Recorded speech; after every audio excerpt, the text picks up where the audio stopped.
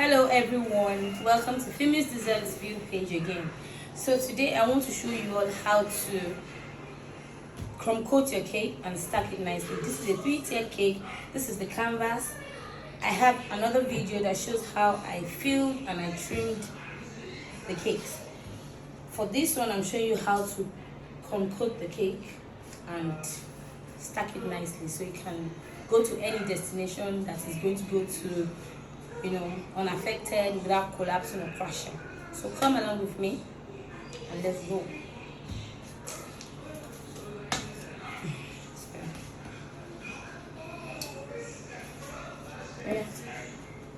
So in crumb coating your cake, you have to understand that you can't put too much cream on the body of your cake, so that you give enough room for the final coating that's going to come on the cake.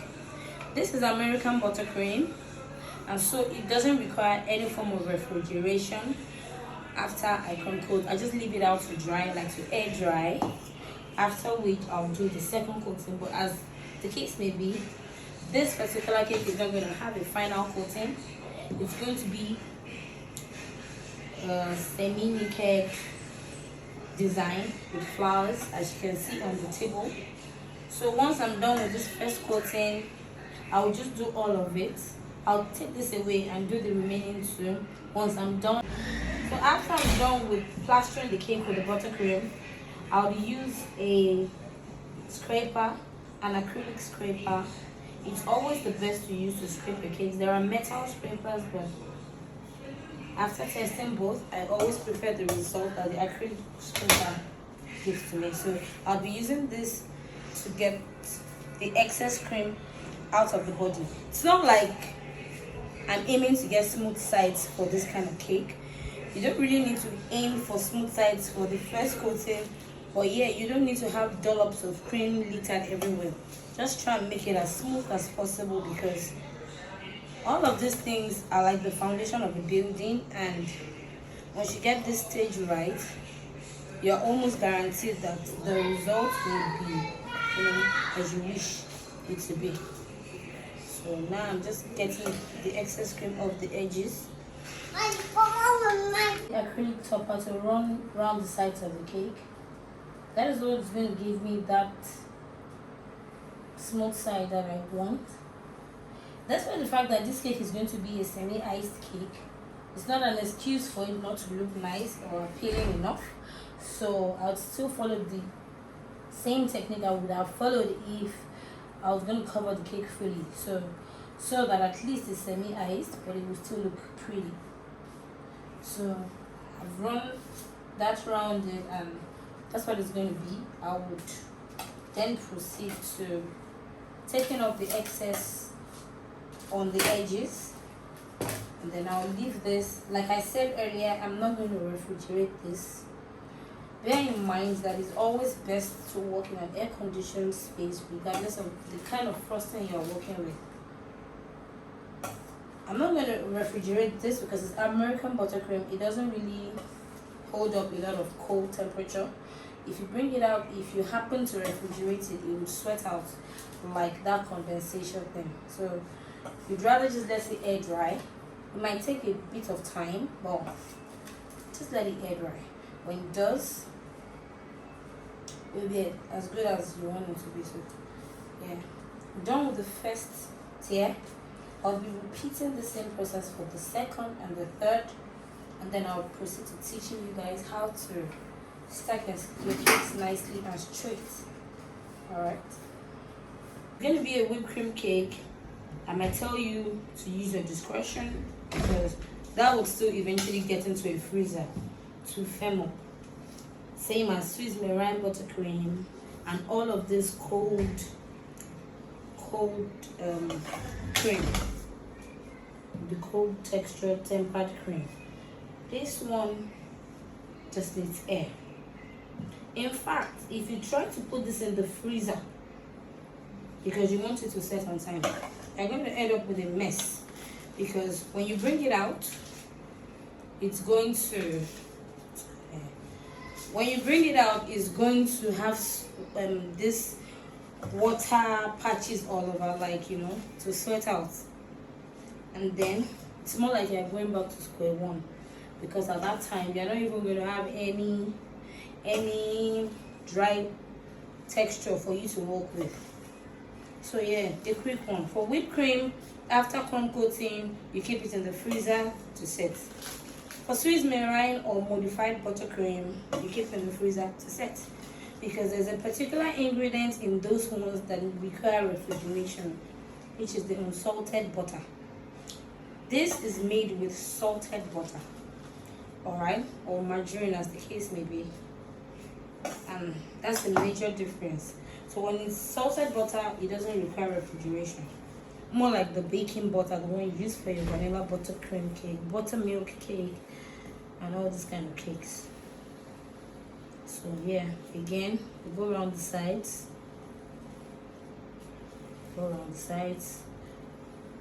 and always ensure to have like where you want to stop. Like this is the back of my cake, this is the front of my cake. There isn't any time I would comb the cake round and stop anywhere close to the front because of aesthetics. So whatever I do, it has to end at the back like this. So yeah, what I'm going to do now is just to comb it. I've shown you guys that already. So when I do that, I'll proceed to doing the third one, after which we can now stack the cakes. Now you have to understand a few things before we proceed. First of all, you need a stacking board for each of the tier, to stack it, and you need your Dowels roll. I already have mine cut up already, but this is what the Dowels roll looks like. It's actually sold in baking stores anywhere. It's just called the thin Dowels roll. So I already have mine cut to the height of my cake to make the video shorter. Alright, you can use like a plier or anything to cut it.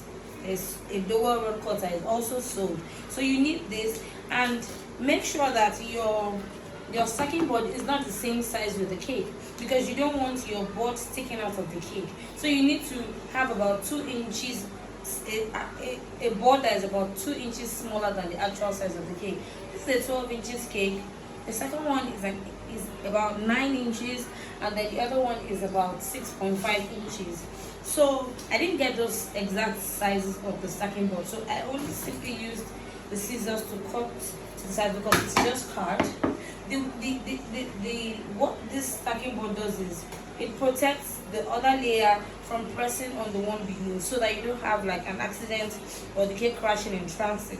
So when you place this on top of the cake, all right, you know that the weight on the cake is going to rest on this and not on the cake. So try and make sure that the size is just a bit smaller than the size on the top of the cake.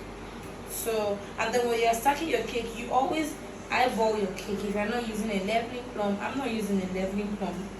So I can see that this side is higher than this side. No, it seems like this side is higher than this side. So you always start stacking from the higher side.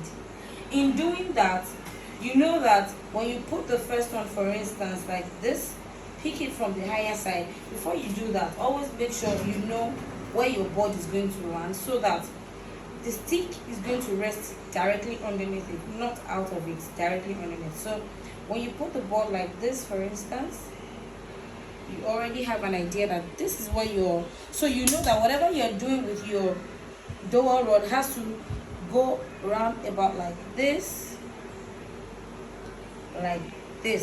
it can't exceed, so you don't have like a tacky job. All right, so all of the board will be underneath, all of the stick will be underneath the board like this. So what we'll do is I start from the higher side. You will now notice that on the lower side, you will notice that the stick might stick out a bit more than it would for the higher side, because of course the allowance, the extra coming from the lower part, will now come up and prop up the cake on that side, so that you will have a level cake. So that's what I'm doing now. I'm starting from the higher side.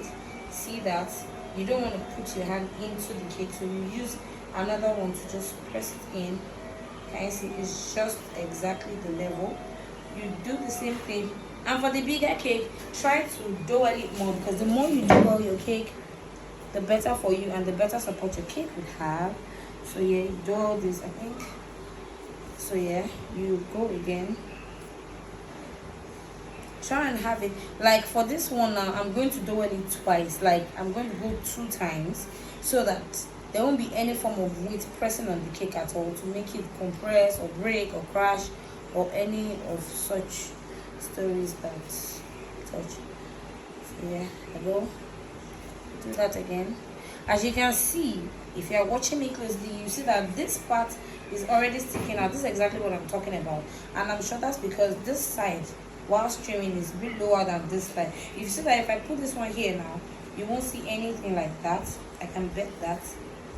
See, I told you it's just leveled, but this is sticking out because here is a bit lower.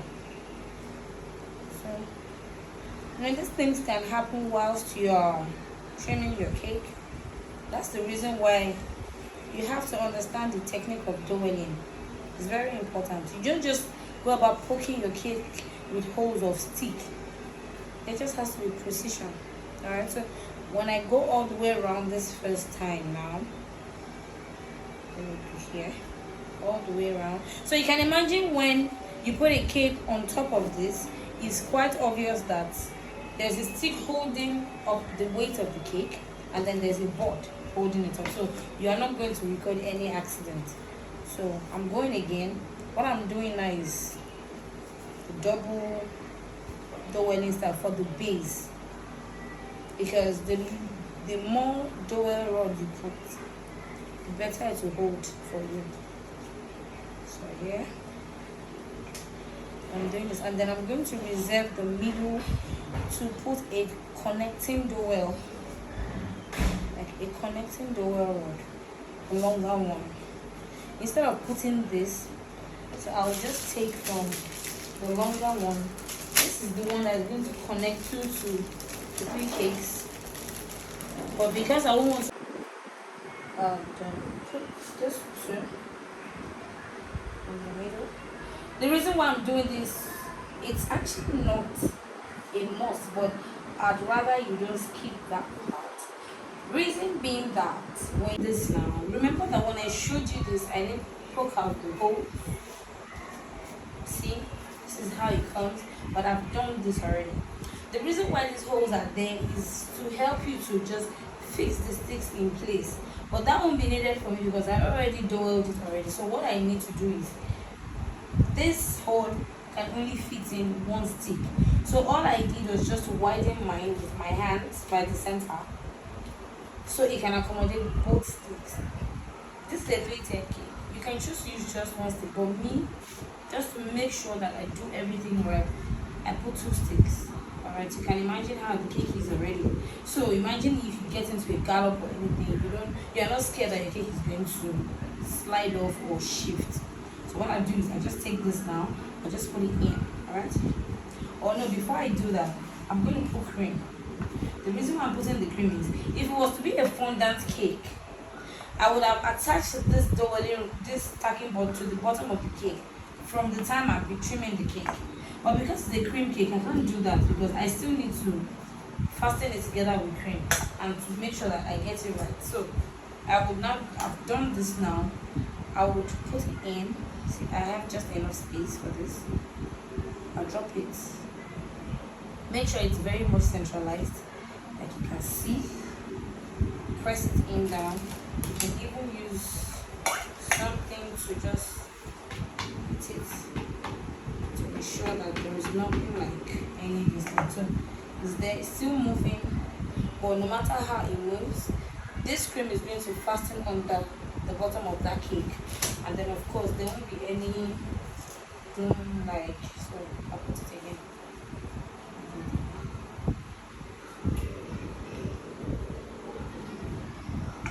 So after doing that,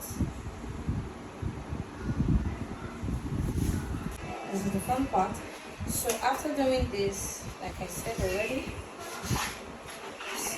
okay. Alright, so I will just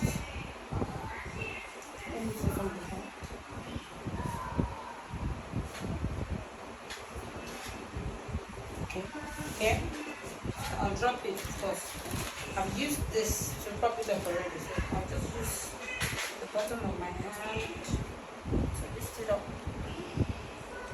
like this. Remember that this has no pod underneath. That's why this pod is here. So what I do is, to avoid me touching, I'll still keep this here like this. Just try and centralize it as much as I can. It's a soft cake, so of course it will glide in easily. It's going in already. So yeah, it's going in already. Alright, so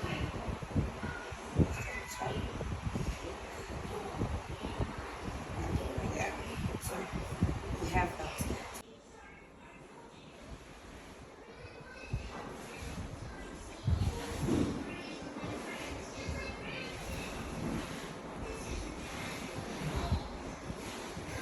And because of all of the touching, I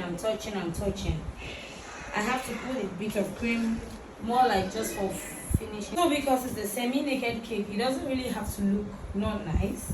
So what I want to do now is just add the finishing touches. In saying finishing touches, I'm talking about the edges that seem to be skipping and the likes of it.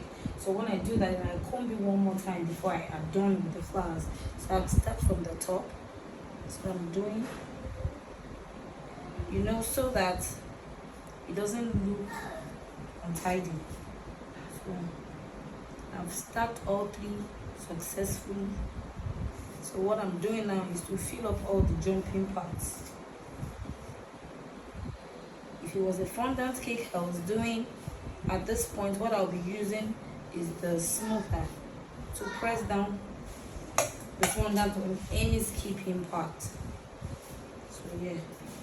And when I want to clean it out, I have to avoid the edges because while I'm putting, I don't want to be scraping. So, the second piece. Then I need to move out of this. I'm just going to use this mini spatula, you know, to clean up the edges to make sure that everything's peeling by the side. You know, it's neat again, like this. There you have it. Your three-tiered semi-iced. So let me know if you learned a thing or two, and if you found this video helpful. Till I come again next time, stay with me. Bye.